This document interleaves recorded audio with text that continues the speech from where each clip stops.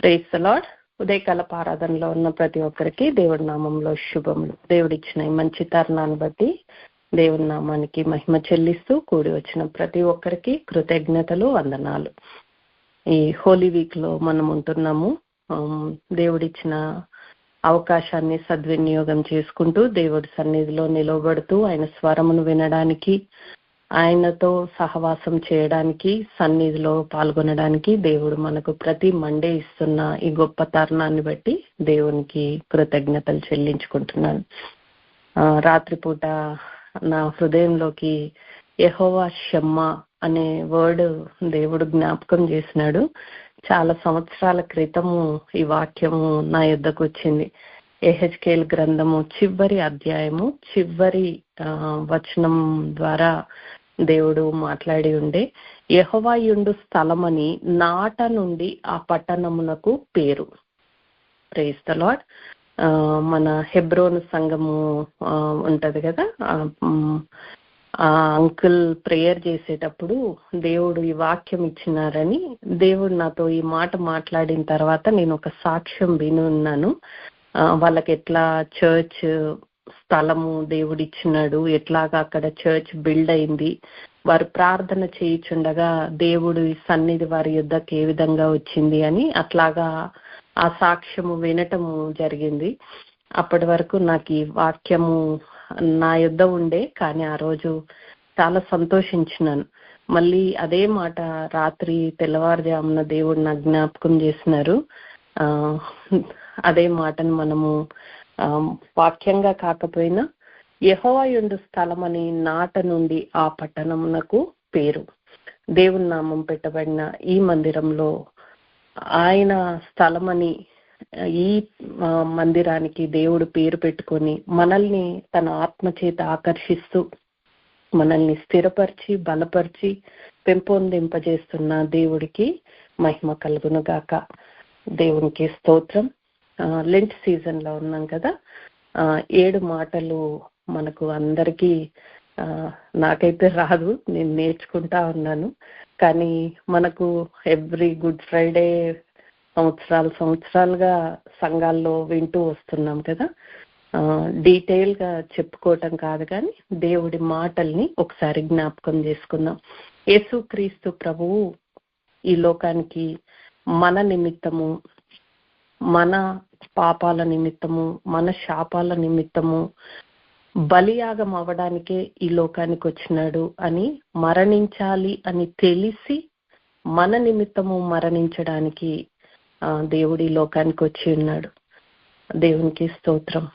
ఆయన ఈ లోకానికి వచ్చి మన కొరకు మరణించి మన పాపాలని శాపాలని కొట్టివేసి ఆయన నిత్య రాజ్యములో మనము ఉండులాగన ఒక మార్గాన్ని సిద్ధపరిచినాడు అని క్రైస్తవులుగా, దేవుణ్ణి నమ్ముకున్న బిడ్డలుగా మన నిరీక్షణ, మన ఎదురుచూపు అంతా కూడా సిలువ ద్వారానే మనకు దొరికిందని మనందరికీ తెలుసు. ఒకరోజు మనం ఇక్కడ నిద్రపోతే, మరణిస్తే, క్రైస్తవులుగా మనం మరణించటం కాదు, ఇక్కడ పడుకొని దేవుడి రాజ్యంలో లేస్తాం, అంతే కదా. అటువంటి గొప్ప నిరీక్షణ ఆ సిలువ ద్వారా దేవుడు మనకు కనపరిచిన విధానాన్ని, సంపూర్తి చేసిన విధానాన్ని బట్టి దేవుడికి కృతజ్ఞతలు చెల్లించుకుందాం. మనం కూడా ఈ లోకంలో పుట్టినాం కదా. మనము ఒకరి కోసం చచ్చిపోవాలని యేసయ్యలాగా లేదు, కానీ మనం కూడా ఓ రోజు వస్తామని ఎరికే. కానీ చస్తే ఎడిగిపోతాము అనే నిరీక్షణ, ఆలోచన, ప్రశ్న, ఎదురుచూపు, వెతుకులాట దేవుడి బిడ్డలుగా నమ్ముకున్న మీకు ఉండొచ్చును. కానీ ఎవరైనా దేవుణ్ణి తెలియని వారు ఎవరైనా వింటే, ఇప్పుడు కానీ రాబోయే రోజుల్లో కానీ ఈ ప్రశ్న మనం వేసుకుందాం. యేసయ్య అందరి కోసం వచ్చిండంట, చచ్చిపోయిండంట అని ఈ క్రైస్తవులుకే చెప్పుకుంటా ఉంటారు కదా. ఆయన చనిపోవడానికే మా నిమిత్తమే వచ్చిండు అని చెప్పేసి చెప్పుకుంటా ఉంటారు కదా. జర్రసేపు యేసయ్యని పక్కకు పెడదాం. మనము అంటే యేసుక్రీస్తుని నమ్ముకొనని బిడ్డలు ఎవరైనా ఉంటే యేసయ్యలాగా మనం చనిపోతాము అని తెలిసి రాలేదు. అంటే ఎప్పుడు చచ్చిపోతాం అనేది తెలిసి రాలేదేమో, ఎట్లా చచ్చిపోతాం అనేది తెలిసి రాలేదేమో. యేసయ్యకైతే అన్నీ తెలుసును. ఎందుకోసం వచ్చినాము, ఎట్లా చనిపోతాము, ఎప్పుడు చనిపోతాము, ఆయనకు అన్నీ తెలుసు. కానీ నీకు నాకు తెలియదు కదా. కానీ ఒకటి తెలుసు, ఏంటి? ఎప్పుడో ఒకప్పుడు చచ్చిపోవాలి. కానీ చచ్చిపోతే ఏడిపోతాం. దేవుడు యేసయ్య ఒక గొప్ప నిరీక్షణ, ఒక మార్గము, ఒక దారి, ఒక ఆలోచన. ఎవరైనా దేవుణ్ణి అంగీకరించిన వాళ్ళు ఎవరైనా ఉంటే, దేవుడు తెలిసి కూడా ఇంకా సంపూర్ణ రక్షణలోకి రాని వారు ఎవరైనా ఉంటే, ఈ మాటలు విని యాదిగి పెట్టుకోండి. ఎప్పటికోసారి అక్కడికి వస్తాయని జ్ఞాపకం చేస్తున్నాను. ఇంకొక మాట, క్రైస్తవులుగా మనం యేసయ్య శిలువ మీద పలికిన 7 మాటలు ప్రతి గుడ్ ఫ్రైడేకి వింటానే వస్తున్నాం. ఒక గుడ్ ఫ్రైడేకే వింటాం భయ్, ఆ తర్వాత యాదికే ఉండదు కదా. గుడ్ ఫ్రైడే అనగానే మెసేజ్ ఏంటి? 7 మాటలు. కానీ ఆ 7 మాటలు జీవితాంతం యాదికి పెట్టుకోవాలి కదా. ఎవడన్నా చచ్చిపోయింది అనుకోండి, మీ అమ్మమ్మో, మీ తాతో, ఎవరో మీ చుట్టాలు, మామూలుగా మన చుట్టాలు కాకపోయినా ఎవరన్నా చచ్చిపోగానే మనం బతికున్న వాళ్ళం ఫస్ట్ అడిగే మాట ఏంటిదంటే, అరే వాళ్ళు పోయి ఏం మాట్లాడిండట, లాస్ట్కి ఏమైందట, ఏం చెప్పిండట, చివరి మాట ఏంటట అని మనం అడుగుతాం కదా. మనం ఇన్న ముచ్చట 10 మందికి చెప్తాం, అబ్బా లాస్ట్లో గిట్లా అయిందట, గిది చెప్పిండట అని. కానీ మన బతుకులా నమ్ముకున్న యేసయ్య 7 మాటలనైతే ఒక్క గుడ్ ఫ్రైడేకే పరిమితం చేస్తున్నాం. ఆయన లాస్ట్లో పలికిన మాటలు ఒక్క గుడ్ ఫ్రైడే యాది చేసుకోమని కాదు, అట్లా బతకమని. అదొకసారి జ్ఞాపకం చేసుకుందాం. ఓ రోజు ఒక పాస్టర్ గారు ఒక మాట అన్నారు, నాకు చాలా నచ్చింది ఆ మాట. యేసుక్రీస్తు ప్రభువు శిలువ మీద నుంచి 7 మాటలు పలికినాడంట కదా. శిలువ వేసినాక 7 మాటలు పలికినాడు, అంతేనా? శిలువ వేసినాక 7 మాటలు పలికినారు. కానీ 7 మాటలు చెప్పడానికి చర్చిలలో పోటీలు పడి లొల్లులు పెట్టుకొని, నాకు ఈ వాక్యం ఇయ్యమని, నాకు ఇది ఇయ్యలేదని అనే మనుషులముగానే ఉంటున్నాం. కానీ చర్చిలలో శిలువను భరిస్తూ, శిలువ మీద ఉండి, శిలువ శ్రమను భరించడానికి నీకు ఇష్టం లేకపోతే శిలువ మాటలు బోధించే అర్హత నీకు నాకు లేదు అని మరొకసారి దేవుని నామంలో జ్ఞాపకం చేస్తున్నా. దేవుడిచ్చే శ్రమొద్దు, దేవుడు నడవమన్న మార్గం వద్దు, శిలువ మీద ఉండటం వద్దు. కానీ మైక్ కావాలా, శిలువలో మాట్లాడిన మాటలు మాట్లాడాల. అది దానికి అర్హత లేదు అని ఈ లెంట్ సీజన్లో ఒకసారి మనల్ని మనం పరీక్షించుకుందాం.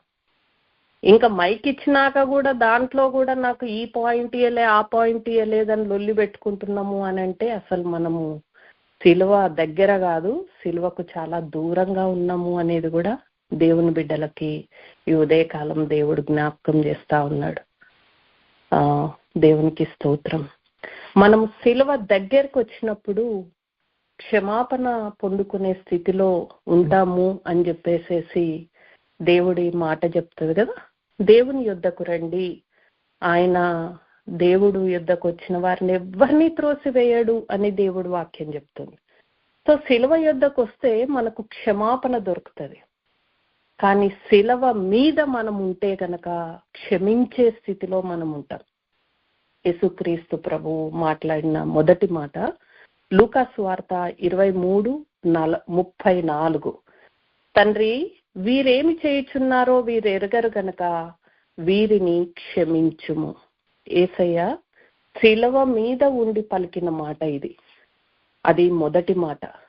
తండ్రి, వీరేమి చేయుచున్నారో వీరు ఎరగరు గనక వీరిని క్షమించుము. శిలువ యొద్ద ఉన్న వారిని, శిలువకు దూరంగా ఉన్నవారిని, ఆయనను వెంబడించి తప్పిపోయి దూరంగా నడుస్తున్న వారిని, ఇక రాబో తరంలో ఇంకెంతమంది పుట్టబోతున్నారో, ఏ విధంగా బ్రతకబోతున్నారో అందరి నిమిత్తం దేవుడు అడుగుతా ఉన్నాడు, వీరేమి చేయుచున్నారో వీరెరగరు గనక వీరిని క్షమించుము. అది ప్రార్థన.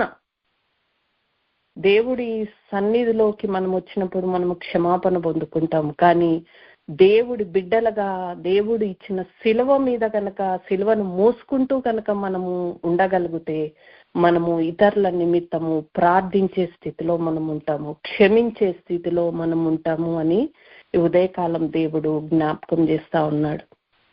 ఆ ప్రార్థన ఒక తప్పిపోయిన పేతుర్ని మళ్ళీ వెనక్కి తీసుకొచ్చింది కదా. దేవునికి స్తోత్రం. అదే ప్రార్థన పక్కనే ఉన్న ఇద్దరు దొంగలు ఉన్నారంట. రెండో మాట ఉంటది, నేడు నీవు నాతో కూడా పరదైసులో ఉందువు అని లూకా సువార్త 23:43 దొంగతో దేవుడు చెప్తా ఉన్నాడు. ఆ దొంగ ఆయనను క్షమాపణ అడగగలిగినాడు. లూకా సువార్త 23:43 ఒకసారి చదువుతాను.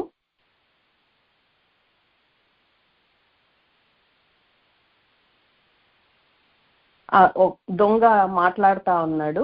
ఏమని మాట్లాడుతా ఉన్నాడంటే, వేలాడదీయబడిన ఆ నేరస్తులలో ఒకడు ఆయనను దూషించుచు, నీవు క్రీస్తువు గదా, నిన్ను నీవు రక్షించుకొనుము, మమ్మును కూడా రక్షించుమని చెప్పాను. అయితే రెండవ వాడు వాణ్ణి గద్దించి, నీవు అదే స్థితిలో శిక్షా విధిలో ఉన్నావు గనక దేవునికి భయపడవా? మనకైతే ఇది న్యాయమే, మనము చేసిన వాటికి తగిన ఫలము పొందుచున్నాము గాని ఈయన ఏ తప్పిదమును చేయలేదని చెప్పి ఆయనను చూచి, యేసు, నీవు నీ రాజ్యంలోనికి వచ్చినప్పుడు నన్ను జ్ఞాపకం చేసుకోమనెను. అందుకు ఆయన వానితో, నేడు నీవు నాతో కూడా పరదైసులో ఉండువని నిశ్చయముగా నీతో చెప్పుచున్నానా నేను. అక్కడ ఇద్దరు దొంగల మధ్యలో యేసయ్యను ఉంచినారు. ఒక దొంగ ఇంకా కూడా దేవుణ్ణి దూషిస్తూనే ఉన్నాడు, పరీక్షిస్తూనే ఉంటున్నాడు. ఏమంటున్నాడు, నీవు క్రీస్తువు కదా, నిన్ను నువ్వు రక్షించుకో, మమ్మల్ని కూడా రక్షించు. అని క్రీస్తు అని తెలుసంట. కానీ అడుగుతున్న మాట ఏంటంటే, అరే నిన్ను నువ్వు రక్షించుకో, నన్ను కూడా రక్షించు. మన భాషలు చెప్పాలంటే నీకు దమ్ముంటే చేసి చూపి అని అంటాడు. అది అంటే మరణానికి ఇంకెంతో దూరంలో లేము, సిలువేయబడినాము అని తెలిసి కూడా కఠిన హృదయంతో ఉంటున్నామా? మన తప్పులు మనకు తెలుస్తున్నా ఆల్రెడీ ఈ లోక సంబంధమైన దొంగగా వాడు పనిష్మెంట్ పొందుకొని మరణానికి చాలా కొద్ది దూరంలో ఉన్నాడు. అయినా కూడా దేవుడే పక్కకున్నా కూడా క్షమాపణ అడగలేని స్థితిలో, ఒప్పుకోలేని స్థితిలో ఆ దొంగ ఉంటున్నాడు. కానీ ఇంకొక దొంగ ఆయన ఏమంటున్నాడు, యేసు, నీవు నీ రాజ్యంలోకి వచ్చినప్పుడు నన్ను జ్ఞాపకం చేసుకొనుము. ఆయన ఇంకొక ముందు మాట అంటున్నాడు, నీవు అదే శిక్షా విధిలో ఉన్నావు కనుక దేవునికి భయపడవా? మనకైతే ఇది న్యాయమే, మనము చేసిన వాటికి తగిన ఫలము పొందుచున్నామని అంటున్నాడు. ఈయనైతే ఏ తప్పిదము చేయలేదు అంటున్నాడు. ఒక్క సెంటెన్స్ లో ఎన్ని మాటలు ఆయన ఒప్పుకున్నాడండి. మనము ఈ శిక్షా విధిలో ఉన్నాం కాబట్టి దేవునికి భయపడాలా? దేవుడి భయం మనకేమన్నా ఉంటుందా? రెండో మాట అంటున్నాడు, ఇది మనకు న్యాయమే, అంటే మనము చేసిన మన ప్రవర్తనకు ఈ ఫలము న్యాయమే. మూడో మాట అంటున్నాడు, ఈయన ఏ తప్పిదము చేయలేదు, మనము చేసిన వాటికి ఫలం పొందుతున్నాం కానీ ఈయన ఏ తప్పిదము చేయలేదు అని చెప్పేసి ఒప్పుకుంటున్నాడు. ఒకటే మాటలో దేవునికి భయపడాలని, మనం చేసిన దానికే మనకు ప్రతిఫలం వచ్చిందని, దేవుడని ఒప్పుకుంటున్నాడు. మనకి చాలా జీవితంలో ఎన్నో అవకాశాలు వస్తున్నాయి కదా. ఇంకా నువ్వు దేవుడవై ఉండి నాకు ఇంకేం సాయం చేస్తలేవని మనం ఇంకా మన వైపు నుంచే మనం ఆలోచిస్తూ దేవుణ్ణి దూషించే స్థితిలో ఉంటున్నామా, లేకపోతే ప్రభువా అసలు ఏ అర్హత లేదు నీ కృపను నేను పొందుకోవడానికి, ప్రభువా నా ప్రవర్తన ఫలమే నేను అనుభవిస్తున్నాను, నా మీద కనికరపడమని ప్రార్థించే స్థితిలో మనం ఉంటున్నామా? దేవుణ్ణి తెలియని వారైతే ఎన్ని అవకాశాలు మీకు ఇంతకు ముందు యేసయ్య గురించి మీరు విన్నారో నాకైతే తెలియదు, కానీ ఇదే ఫస్ట్ అయినా కూడా నో ప్రాబ్లం. కానీ ఇదే లాస్ట్ అయితే మళ్ళీ ఇంకొక అవకాశం రాదేమో. యేసుక్రీస్తు ప్రభువు అందరికీ దేవుడు. ఆయన యొద్దకు వచ్చి వారిని ఆయన క్షమించే దేవుడు. ఒక రోజు నువ్వు మరణమైతే ఎక్కడికి వెళ్తావు అని చెప్పేసి ఇందాక స్టార్టింగ్ లో మనం అడుక్కున్నాం కదా. యేసయ్య ఇస్తున్న గ్యారెంటీ ఏంటి అని అంటే, నీవు నన్ను దేవుడిగా ఒప్పుకొని నా మరణ పునరుద్ధానమును నువ్వు విశ్వసించిన ఎడల నీవు నాతో పాటు పరదైసులో ఉంటావు, నిత్య రాజ్యంలో ఉంటావు. మామూలుగా దేవుణ్ణి ఎరగని బిడ్డలు అంటారు చచ్చిపోయినరు ఎక్కడున్నారో, అది చాలా కామన్ వర్డ్, ఎక్కడున్నారో తెలీదు. కానీ యేసయ్యను నమ్ముకున్న వారికి గొప్ప నిరీక్షణ ఏంటంటే యేసు క్రీస్తు ప్రభువుతో నిత్య రాజ్యంలో పరలోకంలో, మామూలుగా తెలుగు పదంలో అయితే ఏమంటారు పరలోకము, ఓకే తెలుగు యాదికి వస్తుంది, పరలోకంలో స్వర్గం, స్వర్గంలో ఉంటాం. నరకము స్వర్గము ఎక్కడున్నారో తెలియదు అని అంటాం కదా, కానీ దేవుణ్ణి నమ్ముకుంటే మనం స్వర్గానికి వెళ్తాం. ఆయన ఒక్కడే దేవుడు, ఆయనే మార్గము, ఆయన ద్వారా తప్పించి ఎవ్వరూ కూడా పరలోకానికి చేరుకోలేరు. దానికి మనం చేయవలసింది దేవునికి భయపడవలసింది, మన తప్పులను ఒప్పుకోవలసింది, ఆయన దేవుడని విశ్వసించవలసి ఉన్నది. ఎప్పటి వరకు? మరణము వరకు. దేవునికి స్తోత్రం. ఆయన చేసిన మొదటి ప్రార్థన వీరిని క్షమించు అని మనము ప్రార్థించుచుండగా ఆ దొంగ విన్నాడు, ఒప్పుకున్నాడు. మనం కూడా ప్రవర్తన, క్షమించే ప్రవర్తన, ప్రార్థించే ప్రవర్తన మనకు లేకపోతే ఇంకొకరు ఒప్పుకోలేరు.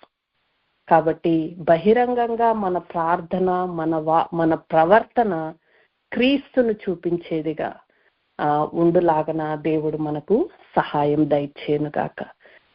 యేసుక్రీస్తు ప్రభు శిలో మీదుండి 3వ మాట చెప్తా ఉన్నాడు, అమ్మా ఇదిగో నీ కుమారుడు అని తన తల్లితో చెప్పాను.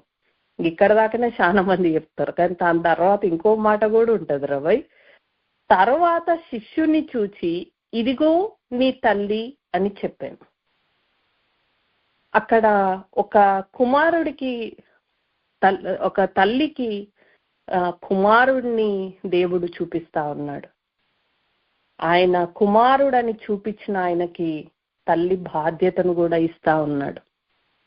దేవునికి స్తోత్రం. మన ప్రేయర్స్లో కూడా మనం జ్ఞాపకం చేసుకున్నాం. మామూలుగా వృద్ధాశ్రమాలు చాలా ఉన్నాయంట. అయితే ఒక స్త్రీ అన్నదంట, మొగోళ్ళు మంచోళ్ళు అయితే ఈ వృద్ధాశ్రమాలు ఉండకపోతుండే అని చెప్పేసేసి అంటే కొడుకులు మంచోళ్ళు అయితే ఈ వృద్ధాశ్రమాలు ఉండకపోతుండే, కొడుకులు మంచిగా చూసుకోక వృద్ధాశ్రమాలు ఎక్కువైపోతున్నాయి అన్నదంట ఒక ఆడామ, అంటే ఒక బిడ్డ. మామూలుగా యేసయ్య అక్కడ తన తల్లి బాధ్యత ఒక కుమారుడికి ఇచ్చినాడు, ఆయన శిష్యుడికి ఇచ్చినాడు, యోహానికి ఇచ్చినాడు. అంటే మనము లిటరల్ గా లోకపరంగా చూసుకుంటే ఒక తల్లి బాధ్యత కుమారుడిది. భార్య భర్తని దేవుడు ఏక శరీరమై ఉన్నారు అని చెప్పేసేసి మనకు వాక్యంలో చెప్తారు. ఒక భార్య భర్త అంటే ఒక కోడలు కనుక అత్తను తల్లిలాగా చూసుకుంటే వృద్ధాశ్రమాలు ఉండవు.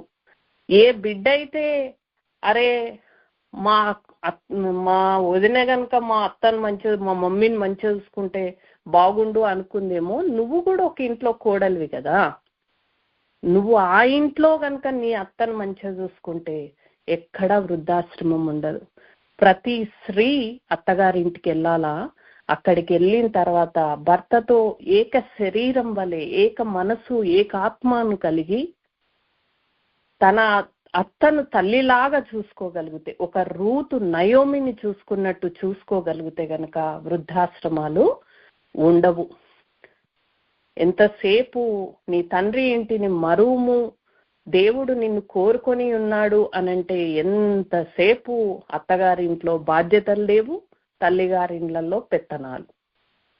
రూల్స్ రెగ్యులేషన్స్ మాట్లాడేటప్పుడు చాలా నీతి న్యాయాలు మాట్లాడతాం. ఒక క్షణము మనం ఆగుదాము. ఆగి మన కుటుంబ బాధ్యతలో, నీ ఇంటి బాధ్యతలో, దేవుడు నీ చేతికి అప్పచెప్పిన కుటుంబం బాధ్యతల్లో నమ్మకంగా ఉంటే ఎక్కడా కూడా వృద్ధాశ్రమాలు ఉండవు. రెండవ మాట, యేసుక్రీస్తు ప్రభువుకి సహోదరులు ఉన్నారు, కానీ ఆయన తన తల్లి బాధ్యతను అంతం వరకు నమ్మకంగా వెంబడించిన తన శిష్యుడికి ఇచ్చి వెళ్ళినాడంట. అప్పటి వరకు యేసయ్య బ్రదర్స్ ఎవరు కూడా రక్షణలోకి వచ్చిన వారు కారు కనుక, ఎవరు నా తల్లి, ఎవరు నా సహోదరుడు, దేవుని చిత్తము చేయువారే నా తల్లి నా తండ్రి అంటాడు దేవుడు. దాన్ని వాక్యానుసారంగా కూడా తను నిరూపించేసి తను దేవుని రాజ్యంకు వెళ్ళిపోతున్నప్పుడు యోహానుకు తన తల్లి బాధ్యతను అప్పచెప్పి వెళ్ళినాడని మనం వాక్యంలో చూస్తా ఉన్నాం. అమ్మా, ఇదిగో ఈయన నీ కుమారుడు. దేవుడిలోకి మనం వచ్చిన తర్వాత దేవుడు బిడ్డలతో సహవాసము కలిగి ఉండాలని మరొకసారి దేవుడు జ్ఞాపకం చేస్తా ఉన్నాడు. శిష్యుణ్ణి చూసి ఇదిగో నీ తల్లి అని చెప్పేసి అంటున్నాడు. దేవుడు దీనులను, దరిద్రుల కొరకు నువ్వు నోరు తెరువు అంటాడు, విధవరాన్ల కొరకు నోరు తెరువు అని అంటాడు. అప్పుడే ఆయన హృదయంలో చేర్చేసుకున్నాడంట. మనకి కూడా దేవుడు బాధ్యతలను ఇచ్చినాడు కదా, అందరి నిమిత్తము ప్రార్థించమని. మనం ఏ విధంగా నోరు తెరవగలుగుతున్నాం, ఏ విధంగా హృదయంలో చేర్చుకోగలుగుతున్నాం, దేవుడి సన్నిధిలో ప్రార్థించగలుగుతున్నాం, ఆ బాధ్యత మనం తీసుకోగలుగుతున్నామా? ఒకసారి జ్ఞాపకం చేసుకుందాం. దేవుడు ఒక యోహానికే తన తల్లిని అప్పచెప్పి పోలేదు. దేవుడు మనకి కూడా నాకంటే మీరు గొప్ప కార్యాలు చేస్తారు అని చెప్పేసి బాధ్యతనిచ్చిపోయినాడు. ఆ బాధ్యతలో మనం ఎంతవరకు నమ్మకంగా ఉంటున్నాము? దేవుడు తన తల్లి బాధ్యతని సొంత అన్నదమ్ములకు ఇచ్చి వెళ్ళలేదు. యేసయ్యతో పాటు నడిచిన వారికి, అపోస్తులైన యోహానికి ఇచ్చి వెళ్ళినారు. దేవుని పని కూడా దేవుడు అన్యులకు కాదు ఇచ్చేది. దేవుడు నన్ను నమ్మి ఇచ్చిన పనిలో ఎంతవరకు నమ్మకంగా ఉంటున్నాం? మరణం వరకు నమ్మకంగా ఉండాలి అని దేవుడు శిలువ మీద మరణిస్తూ మనకిచ్చిన బాధ్యతల్ని మనము జ్ఞాపకం చేసుకుందాం. దేవుడు తన తల్లి బాధ్యతను యోహానికి ఇచ్చినాడంట. దేవుడు తన బాధ్యతను, తన సువార్త బాధ్యతను నీకు నాకు ఇచ్చి ఉండగా మనం ఆ బాధ్యతలో నిలవబడే వారిగా ఉంటున్నామా? నమ్మదగిన వారిగా ఉంటున్నామా? ఈ ఉదయకాలం ఒకసారి జ్ఞాపకం చేసుకుందాం. ఆ బాధ్యత దేవుడు నీకు ఇచ్చినాడా? ఇస్తే ఆ బాధ్యతను ఒకసారి దేవుడి సన్నిధిలో నిలవబడి, ప్రభువా, నీవు నీ రాజ్యానికి వెళ్ళిపోయేటప్పుడు నువ్వు ఎంతగానో ప్రేమించిన నీ తల్లి సిలువ యొద్ద కన్నీరు విడుస్తూ ఒంటరిగా ఉన్న ఆ తల్లిని నా చేతికి అప్పచెప్పినావు ప్రభువా, నేను బాధ్యత తీసుకుంటున్నాను. దేవుడు మనకు ఇచ్చిన బాధ్యతను మనం ఎంతవరకు నమ్మకంగా నెరవేరుస్తున్నాం? ఒకసారి ఉదయకాలం జ్ఞాపకం చేసుకుందాం. 4వ మాటగా దేవుడు అంటున్నాడు, నా దేవా నా దేవా నన్నెందుకు చేయి విడిచితివి. దేవునికి స్తోత్రం. ఆ వేదన మన జీవితంలో కూడా ఎన్నోసార్లు మనం పొందుతాం. మన కష్టాల్లో, మన కన్నీటిలో, మన బాధల్లో, మన తప్పుల్లో, చేయకూడదు అని తెలిసి చేసిన పనులలో మనం ఎంతో ఒక్కొక్కసారి మన మనస్సాక్షి మనల్ని గుచ్చుతా ఉంటది. అప్పుడు నా దేవా నా దేవా నువ్వు నన్ను చెయ్యి విడిచినావా, నువ్వు నాకు దూరంగా ఉన్నావా అని అనే సోయన్న మనకుంటుందా? మనం పాపులమని ఒప్పుకొని దేవుడి యొద్దకు వచ్చినప్పుడు దేవుడు మన పాపాలను క్షమించే దేవుడు. అంతేగాని నేను క్షమించబడినాను కదా అని పాపము ఇంకా అధికంగా చేసుకుంటూ పోయేవారంగా కాకుండా దేవుడు మనల్ని విడిచిపెడుతున్నాడా, మనము దేవుణ్ణి విడిచిపెడుతున్నామా అని జ్ఞాపకం చేసుకుంటూ ప్రోక్షింపబడిన హృదయం గల వారమై, మంచి మనస్సాక్షి కలిగిన వారమై, నా దేవా నా దేవా అని బుద్ధి వచ్చి వెనక్కి తిరిగి వచ్చిన కుమారుడి వలె పరిగెత్తుకొని వచ్చే వారంగా మనం ఉండాలి. అట్లా ఉండగలుగుతున్నామా? లేకపోతే కఠిన హృదయాలుగానే ఉంటున్నామా? దొంగ వలె నువ్వు దేవుని కదా, నువ్వు కూడా ఏమంటాడు, నువ్వు కూడా రక్షించుకో, నన్ను కూడా రక్షించు, అట్లాంటి పరిస్థితులలో ఉంటున్నామా? ఆత్మ మనల్ని గద్దించినప్పుడు మనము దేవుని తట్టు తిరగగలుగుతున్నామా? అసలు దేవుడు మనల్ని విడిచిపెట్టినాడని మనం గ్రహించగలుగుతున్నామా? సౌలుని దేవుని ఆత్మ విడిచి వెళ్ళిపోతే అసలు తెలియలేదంట. సంసోనుకి దేవుని ఆత్మ విడిచిపెట్టి వెళ్ళిపోతే తెలియలేదంట. కానీ సంసోను చివరికి తెలుసుకున్నాడు, తండ్రి నన్ను ఒక్కసారి జ్ఞాపకం చేసుకోమన్నాడు. ఆయన బ్రతుకు కాలంలో చేసిన దానికంటే గొప్ప పరిచర్యం చేసి ఆయన మరణించినాడు ఆ ఒక్క రోజులోనే. దేవుడు మనకి ఇంకా అవకాశం ఇస్తుంటుండగా ఎక్కడ పడిపోయినాము, ఎక్కడ జారిపోయినాము, ఎక్కడ తప్పిపోయినాము, ఎక్కడ దాక్కుంటున్నాము, ఎక్కడ ఒప్పుకోలేకపోతున్నాం, ఆ వేదన ఏమైనా మన లోపల ఉందా? దేవుడు పరిశుద్ధుడు, దేవుడు చెప్పిన పనే చేస్తున్నాడు, మన కొరకే ఆ పాపాలను సిలువనెత్తుకున్నాడని తెలిసి కూడా తన తండ్రి ఎడబాటును తట్టుకోలేక వేదన పొందుతున్న యేసయ్యని మనం చూస్తున్నామా?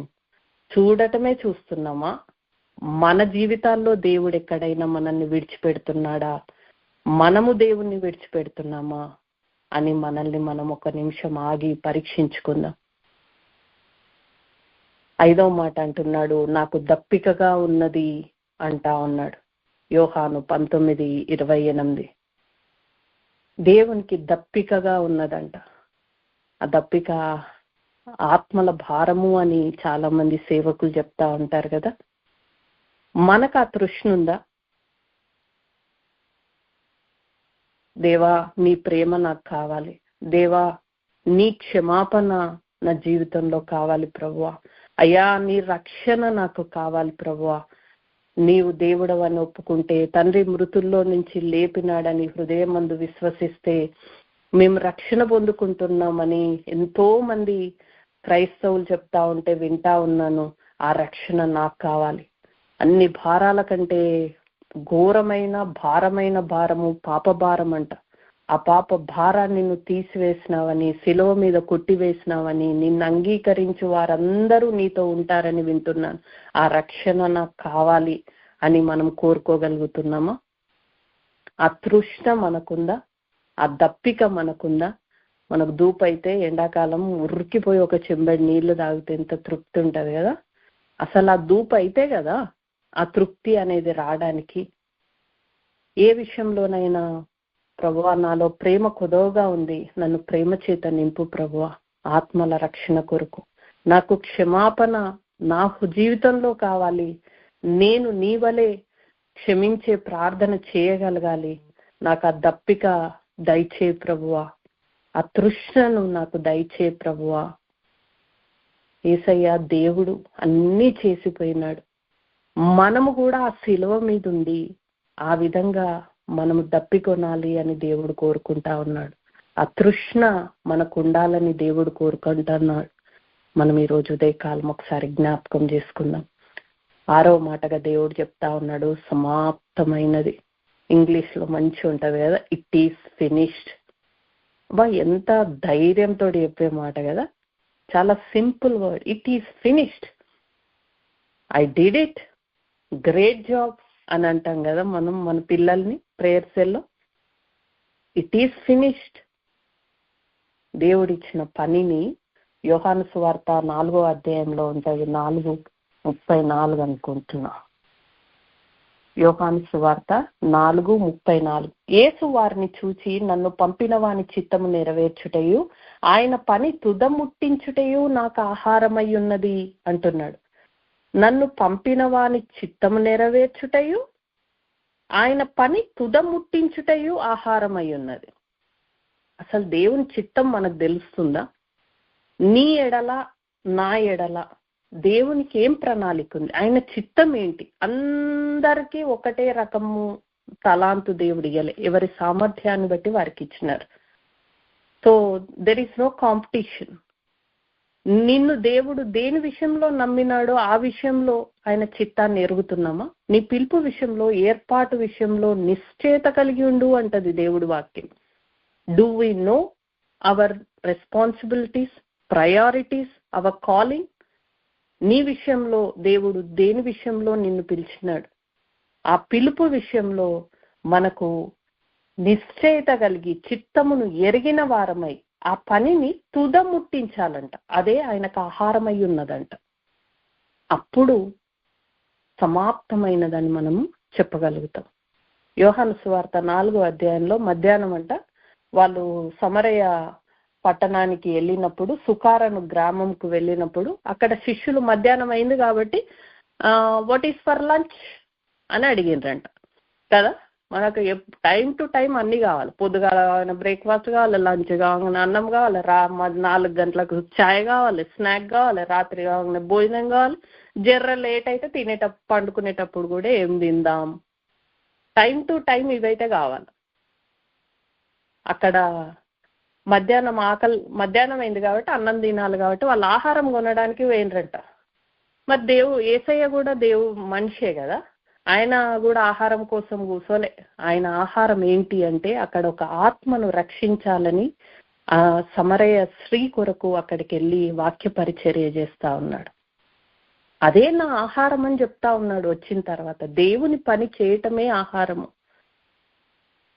మన జీవితాల్లో కూడా మనము మన డైలీ రొటీన్స్ ని ఏమైనా పక్కకు పెట్టేసి ఇది దేవుడి పని, దీనికోసం నేను ఒక మైల్ రమ్మంటే 2 మైళ్ళు పోతాను అని పోగలిగే పరిస్థితులు ఏమైనా ఉన్నాయా? అట్లా ఉన్నప్పుడే సమాప్తమైనదని మనం చెప్పగలం.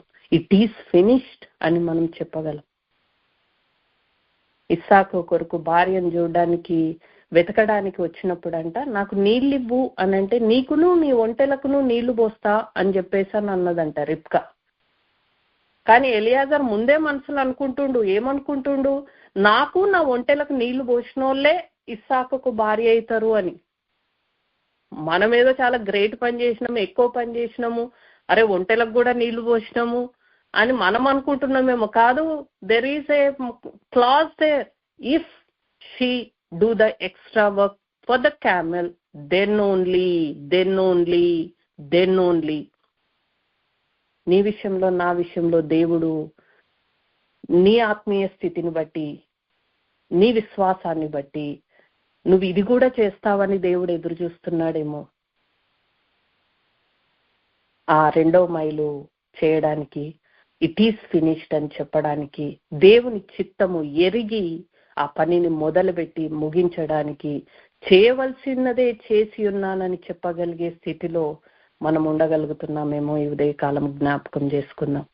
చివరి మాట, తండ్రి నీ చేతికి నా ఆత్మను అప్పచెప్పుకుంటున్నాను. ఎంత గొప్ప సమర్పణ జీవితము మొదలుపెట్టి ముగించినాడు యేసయ్య. ఆరంభం ముఖ్యం కాదు, అంతము ముఖ్యము అని దేవుని వాక్యం చెప్తుంది. ఆ సబ్మిషన్ స్టార్టింగ్ లో కాదు, ఎండింగ్ వరకు ఉండాలి అనేది దేవుడి వాక్యం చెప్తుంది. ఆసక్తి అనేది స్టార్టింగ్ లో కాదు, ఎండింగ్ వరకు ఉండాలి అని చెప్తుంది. ఆయన 12 ఏళ్ల వయసులోనే మందిరంలో ఆయన ఉన్నప్పుడు, తల్లిదండ్రులు తిరిగి వెళ్ళిపోతా ఉన్నప్పుడు, మరియ యోసేపులు కొడుకు వాళ్ళతోటే ఉన్నారు, ఈ మందిలో ఎక్కడో ఉన్నాడు అనుకో. ఓ రోజు ప్రయాణం అయిన తర్వాత యాదికొచ్చిందట, ఎతికిందట, మళ్ళీ వచ్చిందట. మందిరంలో యేసయ్యను కనుగొన్నారంట. అప్పుడు అన్నాడు, నేను నా తండ్రి పని మీద ఉండవాలని మీరు ఎరగరా? అది ఆయన స్టార్టింగ్ లో చెప్పిన మాట. ఎండింగ్ వరకు కూడా అంతే నమ్మకత్వాన్ని దేవుడు చూపించినాడు. నిన్ను నన్ను నమ్మి దేవుడు ఇచ్చిన ఈ రక్షణ అనే వరము చివరి వరకు, మన ఆత్మ దేవుని చేతిలోకి వెళ్ళే వరకు కూడా నమ్మకంగా ఉందాం. అట్టి సమర్పణ జీవితాన్ని మనము కలిగి ఉందాం. దేవుడు యేసు క్రీస్తు ప్రభు సిలువలో 7 మాటలు పలికినాడు అని మనము వింటున్నాము, మర్చిపోతున్నాము. కానీ ఆ 7 మాటలు మన జీవితాల్లో నెరవేరులాగన కొద్ది నిమిషాలు, మనకు కొంచెమే సమయం ఉంది, మౌనంగా ఉండి మరొకసారి ప్రభువా నీ సన్నిధిలోకి మేము వచ్చినాము. ఈరోజు మీరు యెహోవా షమ్మా, యెహోవాయుండు స్థలమని నాట నుండి ఆ పట్టణమునకు పేరని మీరు జ్ఞాపకం చేస్తున్నారు ప్రభువా. ఇదిగో నాయన మీ సన్నిధిలోకి వచ్చినాము అయ్యా. నీ సన్నిధి ఇశ్రాయేలుకి ఏ విధంగా తోడుగా ఉంచినావో మేము కూడా మౌనంగా నీ పాద సన్నిధిలోకి వస్తుంటుండగా అయ్యా తండ్రి, ఈ లోక సంబంధమైన ప్రతి వేదన బాధ పక్కన పెట్టి ప్రభువా నీ స్వరమును వినుటకు అయ్యా, నీ సన్నిధిలో గడుపుటకు అయ్యా కొద్ది నిమిషాలు నాయన అయ్యా తండ్రి, మా పరిస్థితులన్నింటినీ పక్కన పెట్టి నీ యొద్ద కూర్చోవడానికి ప్రభువా, నీ పాదాల యొద్ద కూర్చోవడానికి వస్తున్నాం. కనికరపడండి ప్రభువా. మీరిచ్చిన ఈ గొప్ప భాగ్యాన్ని బట్టి మరొకసారి నీకు కృతజ్ఞతలు తెలియజేసుకుంటున్నాం అయ్యా. ఈ మనో నిదానం కలిగిన వారమై పరిపరి విధాలుగా పరిగెత్తకుండా మా హృదయాన్ని అయ్యా తండ్రి నిమ్మలపరిచి అయ్యా నీ మీద నాయన తండ్రి నీ సిలువ వైపు చూడగలిగే కృపను మాకు దయచేయమని నీ పాదాలు పట్టుకొని వేడుకుంటున్నాం ప్రభువా. అయ్యా తండ్రి, దొంగ నాయన తండ్రి నీవు దేవుడవైతే నిన్ను నీవు రక్షించుకో, మమ్మల్ని కూడా రక్షించు అన్నాడంట. ఇంకొక దొంగ అయితే దేవునికి భయపడి మాకు ఇది అయ్యా మేం చేసిన వాటికి ఇది కరెక్టే, ఈ శిక్ష, నీవైతే ఏ తప్పు చేయలేదని అయ్యా నీవు నీ రాజ్యంతో వచ్చినప్పుడు నన్ను జ్ఞాపకం చేసుకోమని అడుగుతున్నాడంట ప్రభువా.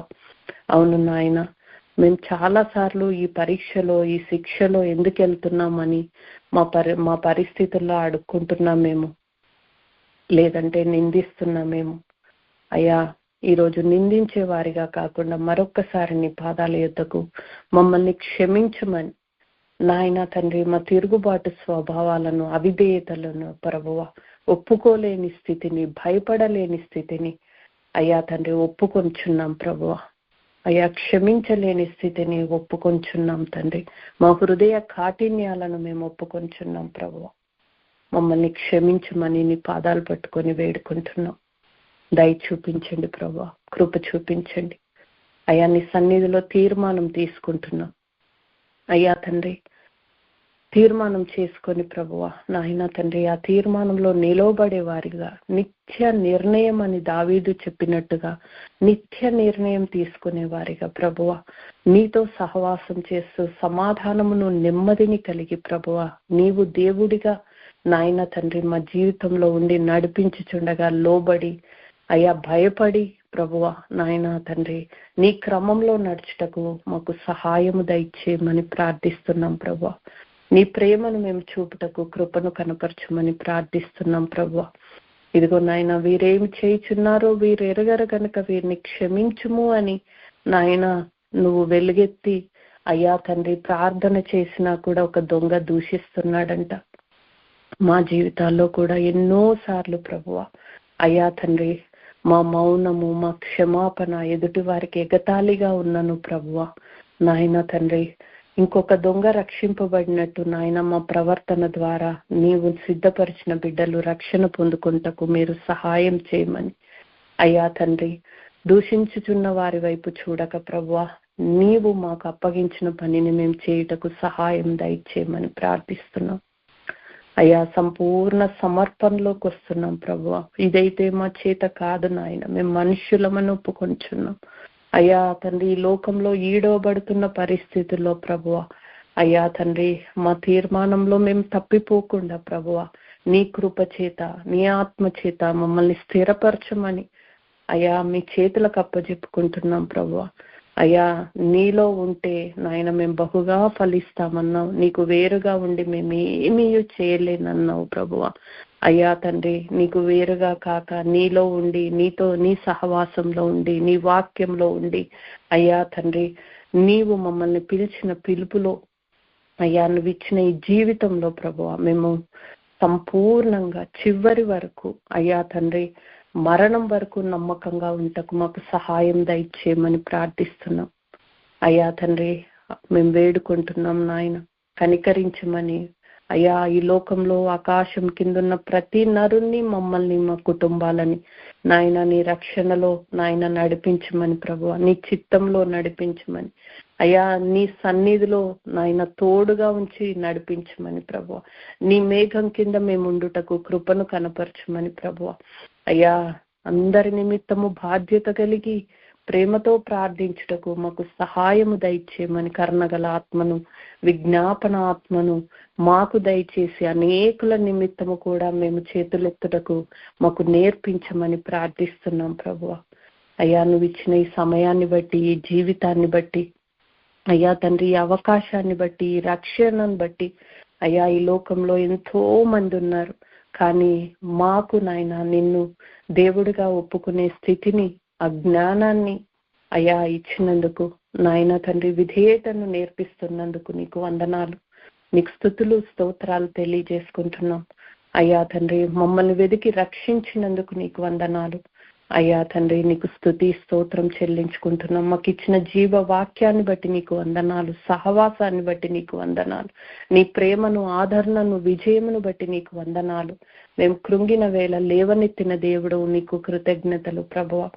అయ్యా నీవు శిలువ మీద ఉండి కూడా నాయన తండ్రి అయ్యా నువ్వు మా కొరకు మాట్లాడిన మాటలు నాయన తండ్రి మమ్మల్ని నాయన బలపరచుచుండగా, మా ప్రతి పరిస్థితిలో కూడా నాయన తండ్రి మరణం వరకు మేము నమ్మకంగా ఉండాలని ప్రభువా, మా శ్రమ పరీక్షల సమయంలో ప్రభువా మా మాట నీ మాట వలె ఉండుటకు మమ్మల్ని జ్ఞాపకం చేసుకోమని ప్రార్థిస్తున్నాం.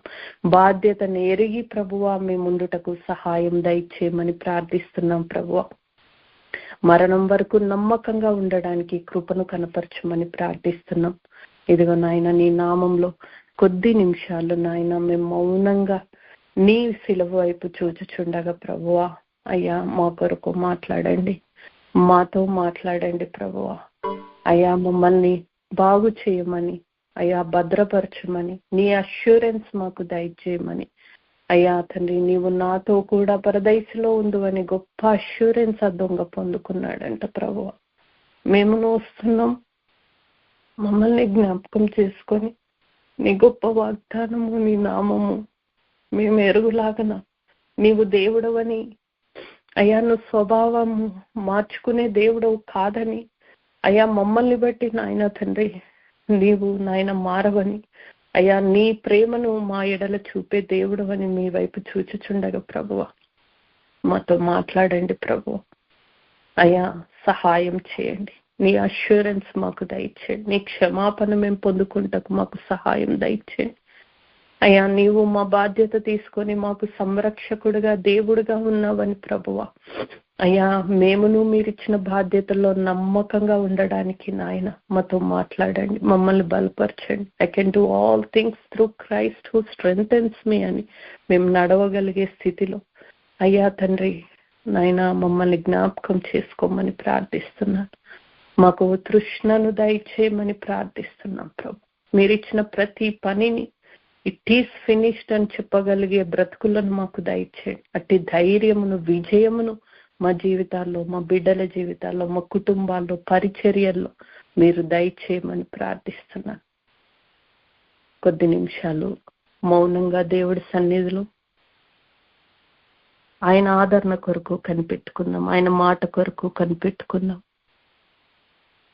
ఆయన మాట్లాడే దేవుడు, మనతో ఉండే దేవుడు, మనల్ని ఒంటరిగా విడిచిపెట్టక పరిశుద్ధ ఆత్మను మనకు తోడుగా ఇచ్చిన దేవుడు, మరణం వరకు మనతో ఉంటానని చెప్పిన దేవుడు, సజీవుడు, మరణాన్ని గెలిచి తిరిగి లేచిన దేవుడు, రారాజుగా ఒక రోజు మన కొరకు రాబోచుండగా మనము సిద్ధపడి ఉందాం.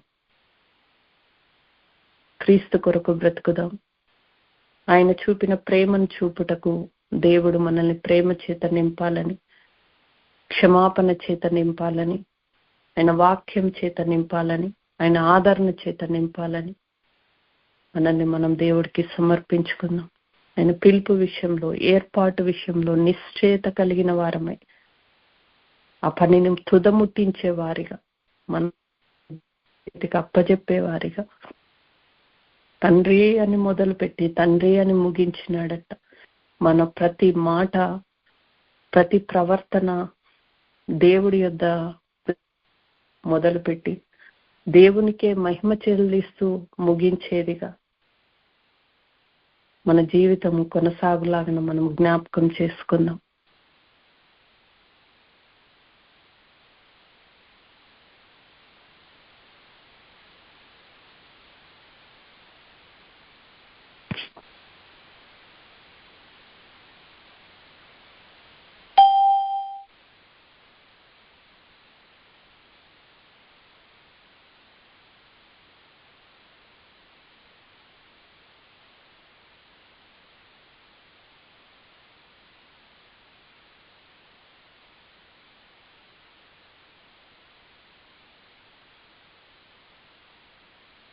స్తోత్రం.